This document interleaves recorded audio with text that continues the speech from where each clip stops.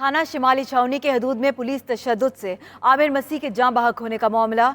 आमिर मसीह की postmortem report के मुताबिक आमिर पर तशद्दुद की तस्दीक हो गई है। इसी पर रिपोर्ट करेंगे खावर मुगल।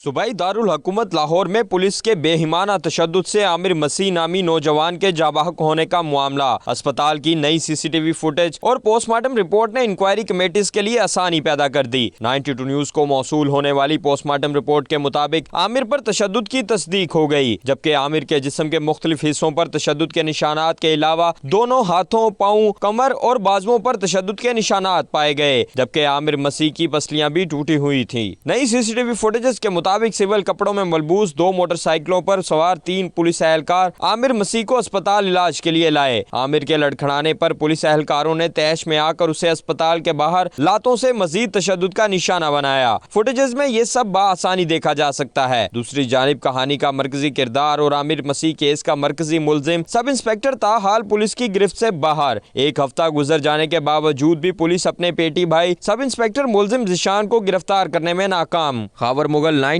न्यूज़ लाहौर।